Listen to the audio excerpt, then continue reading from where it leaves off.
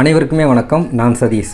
எல்லாருமே வீடியோஸ் கீழே கமெண்ட் பண்ணிக்கிட்டே இருக்கிறாங்க, ப்ரோ என்னோட மொபைலில் சார்ஜே நிற்க மாட்டேங்குது. நான் 100% சார்ஜ் காலையில் ஏற்றிடுறேன், பட் மத்தியானத்துக்குள்ளே பார்த்தீங்கன்னா சார்ஜ் சீக்கிரமாக காலியாயிருது அப்படின்னு சொல்கிறாங்க. ஒரு சில பேர் என்ன சொல்கிறாங்கன்னா, ப்ரோ என்னோட மொபைலில் சார்ஜ் ரொம்ப ஸ்லோவாகிடுது, 3 மணி நேரம் ஆகுது, 4 மணி நேரம் ஆகுது, அப்படியே சார்ஜ் அவ்வளோ நேரம் டைம் கொடுத்து நான் ஏற்றினாலுமே சார்ஜ் சீக்கிரமாக குறைஞ்சிருது, எதனால் அந்த பிரச்சனையெல்லாம் வருது அப்படின்ற போல் கேட்குறாங்க. இதை ஏதாவது சால்வ் பண்ண முடியுமா, இதுக்கு ஏதாவது சொல்யூஷன் இருந்தால் சொல்லுங்கள் ப்ரோ, இதை பற்றி ஒரு வீடியோ போடுங்க அப்படின்னு சொல்லி கேட்டுக்கிட்டே இருந்தாங்க. ஸோ அதனால தான் இந்த வீடியோவில் நீங்கள் என்னென்னலாம் தவறு செய்கிறீங்க, எதனால் உங்கள் பேட்டரியில் சார்ஜ் நிற்க மாட்டேங்குது, இனிமேல் நம்ம அந்த தவறெல்லாம் திருத்தி எந்த மாதிரி நம்ம மொபைல் பேட்டரியை சார்ஜ் பண்ணணும் அப்படின்ற எல்லா டீட்டெயிலுமே இந்த வீடியோவில் ஃபுல்லாக நான் சொல்லியிருக்கிறேன். அதனால் இந்த வீடியோ ஸ்கிப் பண்ணாமல் கடைசி வரைக்கும் பாருங்கள். வாங்க வீடியோக்குள்ளே போகலாம்.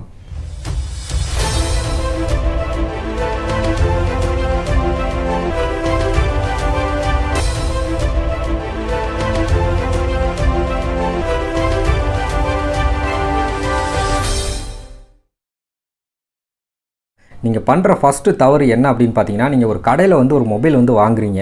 அப்படி வாங்கையில் கடைக்காரங்க என்ன சொல்லுவாங்க அப்படின்னு பார்த்தீங்கன்னா, நீங்கள் மொபைலை வீட்டுக்கு கொண்டு போனோடனே ஒரு 2 மணி நேரம் சார்ஜ் பண்ணுங்கன்னு சொல்லுவாங்க. அப்படின் போது நீங்கள் 2 மணி நேரம் நீங்கள் சார்ஜ் பண்ணுவீங்க. பட் நீங்கள் சார்ஜ் பண்ணுறதுக்கு முன்னாடி அந்த மொபைலில் பேட்டரி பர்சன்டேஜ் பாருங்கள் எந்த அளவுக்கு இருக்குதுன்னு. ஒரு வேளை உங்களுக்கு ஒரு 10%, ஒரு 20% தான் இருக்குது அப்படின்னா நீங்கள் 2 மணி நேரம் தாராளமாக சார்ஜ் பண்ணலாம். பட் ஒரு சில பேர் என்ன பண்ணுவாங்க அப்படின்னு பார்த்தீங்கன்னா, மொபைல் புதுசாக வாங்கும் போதே அவங்க மொபைலில் ஒரு 50% இல்லை ஒரு 80% சார்ஜ் ஏற்கனவே இருக்கும். அப்படின்ற இருக்கிற டயத்தில் பார்த்தீங்கன்னா கடைக்காரங்க 2 மணி நேரம் போட சொல்லியிருக்காங்க அப்படின்னு சொல்லி 2 மணி நேரம் பார்த்தீங்கன்னா 50%லேருந்து 80% சார்ஜ் இருந்தாலுமே 2 மணி நேரம் பார்த்தீங்கன்னா சார்ஜ் ஏறிக்கிட்டே இருக்கட்டும் அப்படின்னு விட்டுட்டு போயிடுவாங்க. ஸோ அந்த மாதிரி தவறை நீங்கள் யாருமே செஞ்சிடாதீங்க. நீங்கள் உங்கள் மொபைலை யூஸ் பண்ண அதோட பேட்டரியோட ஆயுட்காலம் பார்த்தீங்கன்னா குறைஞ்சிக்கிட்டே வரும்னு சொல்கிறாங்க. எதனால் அப்படின்னு பார்த்தீங்கன்னா, இப்போ உங்களுக்கு புரியும்படி சிம்பிளாக தெளிவாக சொல்லித்தரேன். இப்போ நீங்கள் ஃப்ரிட்ஜுக்குள்ளே பார்த்தீங்கன்னா ஒரு வாட்டர் வைக்கிறீங்க, தண்ணி கொண்டு வைக்கிறீங்க. எதுக்கு வைக்கிறீங்க, உங்களுக்கு கூலிங் வாட்டர் வேணும்னு சொல்லி நீங்கள் ஒரு 10 நிமிஷம் இல்லை ஒரு அரை மணி நேரம் நீங்கள் ஃப்ரிட்ஜுக்குள்ளே வைக்கலாம். ஓகேங்களா? அப்படி வைக்கும் போது நீங்கள் ஒரு அரை மணி நேரத்துலேயே அந்த வாட்டரை எடுத்துட்டா தான் உங்களுக்கு கூலிங்காக அந்த தண்ணி கிடைக்கும். இதே இது நீங்கள் ஒரு நாள் கழித்து அடுத்த நாள் எடுத்தீங்கன்னு வைங்களேன், உங்களுக்கு அந்த தண்ணி கூலிங் வாட்டராக கிடைக்காது, ஐஸ் கட்டியாக தான் கிடைக்கும். இப்போ நான் சொல்கிறது உங்களுக்கு புரிஞ்சிருக்கும்னு நினைக்கிறேன். ஸோ இதே மாதிரி தான் உங்கள் மொபைலை நீங்கள் ஒரு குறிப்பிட்ட டயத்தில் தான் சார்ஜ் ஏற்றணும். ஒரு சில பேர் என்ன பண்ணுவாங்க அப்படின்னு பார்த்தீங்கன்னா, நைட்டு தூங்கும் போது சார்ஜ் போட்டுடுறாங்க, காலையில் எழுந்திரிச்சு தான் பார்த்தீங்கன்னா அந்த சார்ஜரே எடுப்பாங்க. ஸோ அப்படின்ற பட்சத்தில் என்ன ஆகுது அப்படின்னு பார்த்தீங்கன்னா, 2 மணி நேரத்தில் பார்த்தீங்கன்னா சார்ஜ் ஏறிடும். பட் இவங்க காலையில் சார்ஜை டிஸ்கனெக்ட் பண்ணுறதுனால 2 மணி நேரத்தில் சார்ஜ் ஏறிடும். மித்த 6 மணி நேரத்துலேருந்து 7 மணி நேரம் பார்த்தீங்கன்னா கரண்ட் பார்த்தீங்கன்னா சும்மா தான், அதாவது சார்ஜ் ஏற்றின பேட்டரிக்கே திரும்படி அந்த கரண்ட் ப்ரெஷரை கொடுத்துக்கிட்டே இருக்கும். அப்படின் போது இந்த பேட்டரி என்ன ஆகுது அப்படின்னு பார்த்தீங்கன்னா அப்படியே ஹீட் ஆகுது. ஹீட் ஆகுறது மூலமாக அதோட ஆயுட் காலம் பார்த்தீங்கன்னா அப்படியே கொஞ்சம் கொஞ்சமாக பார்த்தீங்கன்னா குறைய ஆரம்பிச்சிடும். புதுசாக மொபைல் வாங்கியிருந்தீங்க அப்படின்னா இதை கண்டிப்பாக எல்லாருமே நோட் பண்ணியிருப்பீங்க. ஃபஸ்ட் டைம் நீங்கள் புதுசாக மொபைல் வாங்கினீங்க அப்படின்னா, மொபைல் புதுசாக வாங்கின டயத்தில் பார்த்தீங்கன்னா நீங்கள் ஒரு தடவை சார்ஜ் பண்ணீங்க அப்படின்னா உங்களுக்கு 2 நாள் வரைக்கும் பார்த்தீங்கன்னா சார்ஜ் தாராளமாக நிற்கும். இதே இது ஒரு வருஷம் ஒரு 2 வருஷம் ஆயிடுச்சுன்னு வைங்களேன், இதுக்கப்புறம் நீங்கள் சார்ஜ் போட்டு யூஸ் பண்ணி பாருங்களேன், 2 நாள் சார்ஜ் நிற்கிற மொபைல் அப்புறம் ஒரு நாள் தான் சார்ஜ் நிற்கிற மாதிரி ஆகும். இதுக்கப்புறம் இன்னும் ஒரு 2.5 வருஷம் 3 வருஷம் அந்த மாதிரி டைம் ஆக ஒரு தடவை நீங்கள் சார்ஜ் ஏற்றுனீங்க அப்படின்னா அந்த சார்ஜ் மத்தியானத்துக்குள்ளேயே காலியாகிடும். நீங்கள் சார்ஜ் இன்றைக்கி காலையில் ஏற்றுறீங்கன்னா இன்றைக்கி மத்தியானமே அந்த சார்ஜ் காலியாகிடும்.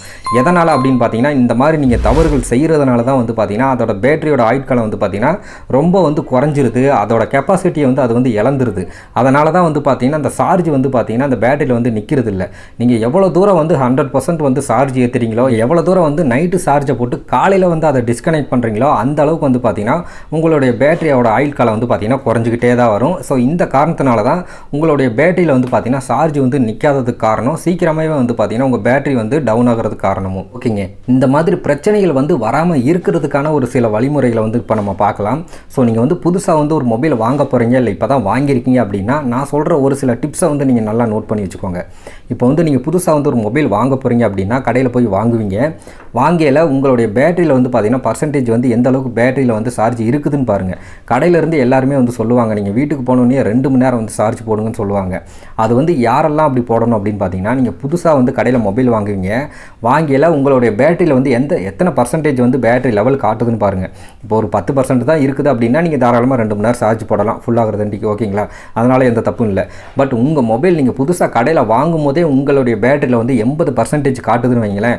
அப்போ அந்த மீதி இருக்கிற அந்த 20%, அப்போ 80லேருந்து 100% ஏறுறதுக்கு இன்னும் 20% தான் வந்து உங்களுக்கு தேவை. அப்போனா அந்த 20%க்கு மட்டும் நீங்கள் ஏற்றுங்க. ஒரு 10 நிமிஷமோ இல்லை ஒரு 1/4 மணி நேரம் தான் ஆகும். கடையில் வந்து 2 மணி நேரம் சொன்னாங்க, எனக்கு 80% இருக்குது, பட் 100% ஏறிடுச்சு 10 நிமிஷத்துலேயே. பட் இருந்தாலும் இன்னும் ஒரு 2 மணி நேரம் ஏறட்டும், கடையில் வந்து அப்படி தானே சொல்லியிருக்காங்க அப்படின்னு சொல்லி நீங்கள் அப்படியே கேர்லெஸ்ஸாக வந்து விட்டுறக்கூடாது.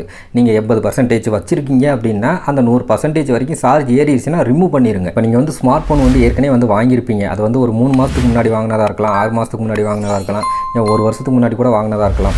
பட் நீங்கள் புதுசாக வந்து மொபைல் வாங்கினப்போ உங்களுக்கு வந்து 2 நாள் வந்து சார்ஜ் வந்து தாராளமாக நின்றுருக்கும். ஸோ அதே ஸ்டேஜில் இப்போயும் வந்து உங்களுக்கு 2 நாள் வந்து தாராளமாக சார்ஜ் நிற்கிது அப்படின்னா உங்கள் பேட்டரி வந்து நல்லா இருக்குதுன்னே அர்த்தம். இதுக்கப்புறம் நீங்கள் பண்ண வேண்டிய வேலை என்ன அப்படின்னு பார்த்தீங்கன்னா, உங்களுடைய பேட்டரியை வந்து நீங்களே கெடுத்துக்காமல் உங்கள் மொபைல் பேட்டரியை வந்து சேஃபாக வச்சுக்கிறதுக்கான ஒரு சில டிப்ஸ் வந்து நான் சொல்கிறேன். இதை வந்து ஃபாலோ பண்ணுங்கள். நீங்கள் வந்து சார்ஜ் வந்து ஏற்றுறீங்க அப்படின்னா 100% வரைக்கும் நீங்கள் சார்ஜ் வந்து ஏற்றாதீங்க. ஏன் அப்படின்னு பார்த்தீங்கன்னா, இந்த பேட்டரி வந்து தயாரிக்கிற இடத்துலையே வந்து இதைத்தான் வந்து சொல்கிறாங்க. நீங்கள் எவ்வளோ தூரம் எத்தனை தடவை வந்து நீங்கள் 100% வந்து ஏற்றிக்கிட்டே இருக்கீங்களோ அதுக்கு ஏற்ற மாதிரி பேட்டரியோட ஆயுள் காலம் வந்து குறைஞ்சிக்கிட்டே வரும் அப்படின்றது போல் சொல்கிறாங்க. அதனால் நீங்கள் வந்து எப்பயுமே வந்து சார்ஜ் வந்து 100% வரைக்கும் ஏற்றாதீங்க. உங்கள் மொபைலில் வந்து நீங்கள் சார்ஜ் ஏற்றும் போது உங்களுடைய பேட்டரியில் வந்து பர்சன்டேஜ் வந்து பாருங்கள், எத்தனை பர்சன்டேஜ் இருக்குது, நம்ம எதிலிருந்து சார்ஜ் ஏற்றுறோம் அப்படின்றத ஃபஸ்ட்டு நீங்கள் நோட் பண்ணுங்கள். ஏன்னா நீங்கள் இத்தனை நாள் வந்து உங்கள் மொபைலை வந்து நீங்கள் யூஸ் பண்ணிக்கிட்டு இருக்கிறீங்க. ஸோ ஒரு அரை மணி நேரத்துக்கு வந்து எத்தனை பர்சன்டேஜ் ஏறும், 1 மணி நேரத்தில் வந்து எத்தனை பர்சன்டேஜ் ஏறும் அப்படின்றது உங்களுக்கே வந்து தெரியும். அப்படின்னும் போது நீங்கள் ஒரு 20% வந்து நீங்கள் வந்து சார்ஜ் ஏற்றுறீங்க அப்படின்னா ஒரு 1 மணி நேரத்தில் வந்து 1.25 மணி நேரத்தில் திரும்படி வந்து அந்த மொபைலை எடுத்து நீங்கள் செக் பண்ணி பாருங்கள். ஒரு 80லேருந்து ஒரு 85% வந்து சார்ஜ் ஏறிச்சான்னு பாருங்கள். அப்படி ஏறிச்சுன்னா அதை உடனே வந்து ரிமூவ் பண்ணிடுங்க. 100% வரைக்கும் ஏற விடாதீங்க. முடிஞ்ச அளவுக்கு உங்களோட மொபைலை வந்து நீங்கள் அதிகமாக யூஸ் பண்ணும்போது சார்ஜ் வந்து கண்டிப்பாக வந்து குறைஞ்சிக்கிட்டே வரும். அப்படின்ற பட்சத்தில் ஒரு 15%க்கு மேலே குறையாமல் வந்து பார்த்துக்கோங்க. ஸோ 15% வந்துட்டாலே நீங்கள் உடனே வந்து சார்ஜர் வந்து கனெக்ட் பண்ணிடுங்க. ஒரு சில பேர் என்ன பண்ணுவாங்க அப்படின்னு பார்த்தீங்கன்னா 50% இருக்கும்போதே சார்ஜ் வந்து கனெக்ட் பண்ணுவாங்க. ஒரு சில பேர் 60% வச்சுக்கிட்டுமே வந்து சார்ஜர் வந்து கனெக்ட் பண்ணுவாங்க. ஸோ அந்த மாதிரிலாம் வந்து பண்ணாதீங்க. சார்ஜ் உங்கள் மொபைலில் இருந்துச்சு அப்படின்னா அதை ஃபுல்லாக குறைச்சிட்டு அதுக்கப்புறம் வந்து சார்ஜ் ஏற்றுங்க. 50% இருக்கும்போதே வந்து நீங்கள் சார்ஜ் ஏற்றாதீங்க, ஓகேங்களா? ஸோ இது மூலமாக வந்து உங்களுடைய பேட்டரியோட ஆயுள் காலம் வந்து பார்த்திங்கன்னா நீடிச்சுக்கிட்டே இருக்கும். ஸோ ஒரு 15%க்கு வந்து சார்ஜ் வந்து குறையாமல் பார்த்துக்கோங்க. 15% வந்துட்டாலே முடிஞ்ச அளவுக்கு வந்து பார்த்திங்கன்னா சார்ஜர் வந்து கனெக்ட் பண்ணிடுங்க. ஸோ இங்கே வந்து மொபைல் இன்டர்நெட்டை வந்து நீங்கள் யூஸ் பண்ணிக்கிட்டே இருப்பீங்க. கேம் விளாடலாம், ஏதாவது வாட்ஸ்அப் பார்க்கலாம், ஃபேஸ்புக் பார்க்கலாம், யூடியூப்பில் கூட வீடியோஸ் பார்க்கலாம்.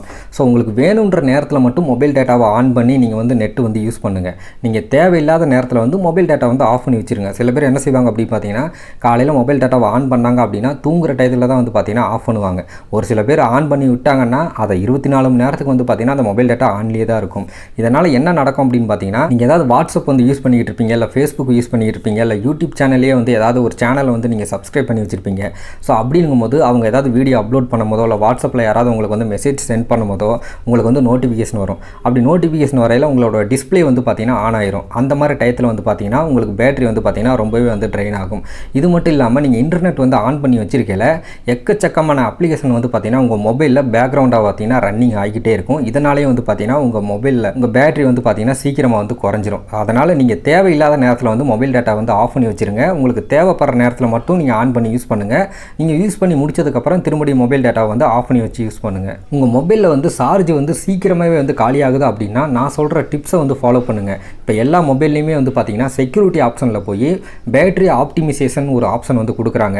நீங்கள் டெய்லி வந்து அந்த பேட்டரி ஆப்டிமைசேஷனை வந்து எனபிள் பண்ணி வைங்க. அப்போக்கப்போ வந்து பேட்டரியை வந்து ஆப்டிமைஸ் அந்த செட்டிங்ஸ் வந்து பண்ணுங்கள், ஓகேங்களா? இது மூலமாக வந்து பார்த்திங்கன்னா உங்களுக்கு பேக்ரவுண்டில் இருக்கிற அந்த அப்ளிகேஷன்லாம் வந்து பார்த்திங்கன்னா கிளியர் பண்ணி விட்டுரும்.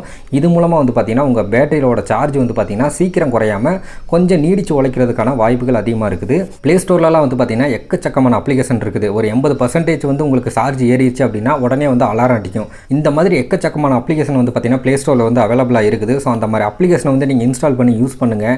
அந்த அப்ளிகேஷனில் வந்து நீங்கள் செட் பண்ணி வச்சுக்கோங்க. 80% வந்து ஏறிடுச்சு அப்படின்னா அலாரம் அடிக்கணும் அப்படின்ற போல் செட்டிங்ஸில் வந்து நீங்கள் செட் பண்ணி வச்சிட்டிங்க அப்படின்னா நீங்கள் சார்ஜ் கனெக்ட் பண்ணும்போது உங்களுக்கு வந்து எப்போ 80% வந்து ஏறுதோ அந்த டயத்தில் வந்து அந்த அப்ளிகேஷன் மூலமாக வந்து உங்களுக்கு வந்து அலாரம் அடிக்கும். இது மூலமாக வந்து நீங்கள் ஈஸியாகவே வந்து அந்த மொபைலை வந்து சார்ஜர் வந்து நீங்கள் டிஸ்கனெக்ட் பண்ணிடலாம். இது மூலமாக வந்து உங்கள் பேட்டரி வந்து நீங்கள் சேஃபாக வந்து ரொம்ப நாள் வந்து நீடிச்சு உழைக்கிற மாதிரி உங்களால் வந்து ஏற்பாடு பண்ணிக்க முடியும். இதை மட்டும் நீங்கள் தொடர்ந்து ஃபாலோ பண்ணுங்கள். கண்டிப்பாக உங்களுடைய பேட்டரி வந்து சேஃப் அண்ட் செக்யூராக இருக்கும். ட்ரை பண்ணி பாருங்கள். ஒரு சில நண்பர்கள் வந்து கேட்கலாம், ஸோ ப்ரோ நீங்கள் சொன்ன மாதிரி எல்லாத்தையுமே நான் ட்ரை பண்ணி பார்த்துட்டேன், இன்னமும் என்னோட பேட்டரியில் வந்து சார்ஜ் வந்து நிற்க மாட்டேங்குது, என்ன பண்ணுறது அப்படின்னு கேட்கலாம். நீங்கள் வந்து என்ன பண்ணணும் அப்படின்னு பார்த்தீங்கன்னா, இந்த மாதிரி தவறுகள் நான் முதலே சொல்லியிருந்த தவறுகள் எல்லாமே வந்து நீங்கள் ஆல்ரெடி வந்து செஞ்சுருப்பீங்க. அதனோட அந்த பேட்டரியோட ஆயுள் காலம் வந்து பார்த்திங்கன்னா ரொம்ப வந்து வீக்காக இருக்கும். அதனால் நீங்கள் பண்ண வேண்டியது என்ன அப்படின்னு பார்த்தீங்கன்னா, உங்களுடைய மொபைல் பேட்டரியை வந்து ரீப்ளேஸ்மெண்ட் பண்ணுங்கள். இப்போ இருக்கிற மொபைலில் வந்து பேட்டரியை கழட்டி போட்டுட்டு வேறு பேட்டரியை வந்து நீங்கள் புதுசாக வாங்கி மாட்டுங்க. இதுக்கப்புறம் வந்து சார்ஜ் வந்து நல்லா நிற்கும். இதுக்கப்புறம் நான் சொன்ன டிப்ஸை வந்து ஃபாலோ பண்ணுங்கள். கண்டிப்பாக வந்து உங்களுக்கு ஒர்க் அவுட் ஆகும். இந்த வீடியோ உங்களுக்கு ரொம்ப யூஸ்ஃபுல்லாக இருக்கும்னு நான் நினைக்கிறேன். அப்படி இருந்துச்சுன்னா அந்த வீடியோக்கு ஒரு லைக் கொடுத்துட்டு உங்கள் நண்பர் அண்ட் ஃபேமிலி மெம்பர்ஸ்க்குலாம் வந்து ஷேர் பண்ணி விடுங்க. நீங்கள் என்ன நம்ம சேனலுக்கு சப்ஸ்கிரைப் பண்ணலாம், சப்ஸ்கிரைப் பண்ணிட்டு பக்கத்தில் உள்ள பெல் ஐக்கனை கிளிக் பண்ணி ஆல்ல செட் பண்ணி வச்சுக்கோங்க. மீண்டும் ஒரு சூப்பரான வீடியோவுடன் சந்திக்கலாம்.